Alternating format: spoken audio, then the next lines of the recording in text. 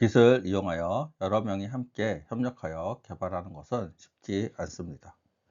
서로 작업한 결과물을 등록하고 이를 함께 처리하기 위해서는 서로 결과물이 충돌되지 않도록 조정을 해줘야 합니다. 만일 충돌이 발생하는 경우 여기에 대한 해결 방법은 나중에 좀 더 학습을 하겠지만, 이를 미연에 방지하는 방법은 항상 작업 순서에 따라서 작성해 주시면 이러한 문제점들이 좀 더 줄어든다는 것입니다. 본 강의는 제가 집필한 교과서를 기반으로 진행합니다. 강의가 빠르거나 좀 부족한 점이 있다면 이 책을 이용하여 좀 더 학습하시면 많은 도움이 될 듯 합니다.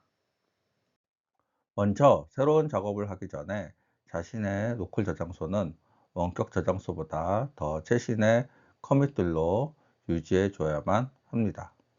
이를 위해서 항상 푸시를 하기 전에 그보다 먼저 작업이 된 원격 서버의 결과물을 노클 저장소로 반영해 준 최신의 상태로 유지를 해 주도록 합니다. 그럼 최신이라는 의미에 대해서 좀 더 알아보도록 하겠습니다. 여러 명이 함께 개발을 진행할 때 누군가 내 저장소보다 먼저 커밋해서 원격 서버에 새로운 커밋이 반영돼서 서버가 갱신되었다고 생각해 봅시다. 그리고 나는 간발의 차이로 갱신된 서버가 갖고 있지 않은 상태가 되었습니다. 이때 푸시 동작을 하게 되면 Git은 이를 거부하게 됩니다. 이는 내 커밋이 서버의 최신 커밋보다 늦은 커밋으로 밀려버리기 때문입니다. 그래서 푸시 명령은 하게 되면 원격 저장소로 커밋을 전송하면서 마지막 커밋을 병합하게 되는데, 커밋의 순서가 맞지 않기 때문에 병합을 할 수 없기 때문입니다. 이처럼 커밋의 순번이 밀릴 경우에는 Git은 커밋의 순서가 맞지 않기 때문에 푸시 동작을 거부하게 되는 것입니다. 즉, 원격 저장소에는 다수의 개발자가 동시에 커밋을 하여 푸시할 수가 없게끔 되어 있습니다. 이처럼 푸시 동작이 거부되는 상황이 되면 다시 풀 또는 패치 작업을 통해서 새로운 원격 저장소의 커밋으로 자신의 로컬 저장소를 갱신해 주어야만 합니다. 그리고 커밋의 순서를 맞춰주고 그래야지만 내가 다시 푸시를 하여 작성한 커밋을 전송할 수가 있습니다. 예를 들어 상황을 들어보도록 합시다. 먼저 개발자 1과 개발자 2가 같이 코드를 개발한다고 생각해 보고 동시에 수정했다고 봅시다. 그리고 개발자 1이 먼저 커밋과 푸시를 진행하였습니다.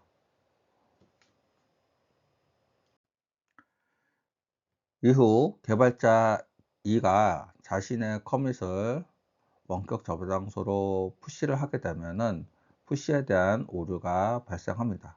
이는 먼저 개발자 1이 푸시를 했기 때문에 원격 저장소에 새로운 커밋이 하나 더 추가가 됐고, 개발자 2는 이 플러스 1 되는 커밋이 없기 때문에 순서가 맞지 않는 것입니다.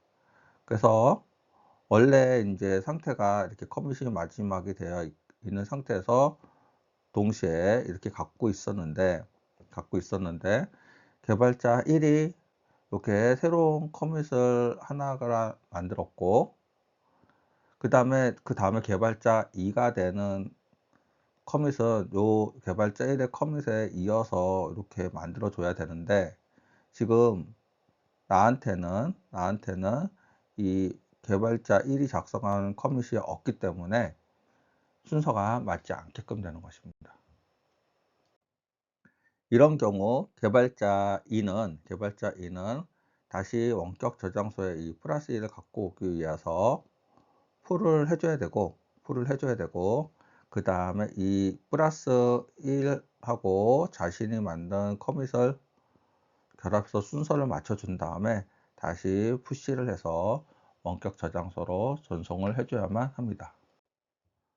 개발자 2가 커밋을 하기 위해서 원격 저장소 커밋을 풀로 통해서 내려받았는데, 이는 원격 저장소의 커밋들을 현재 내 로컬 브랜치에 있는 커밋들과 새로운 커밋을 가지고 와서 자동으로 병합을 해주게 되는 원리입니다.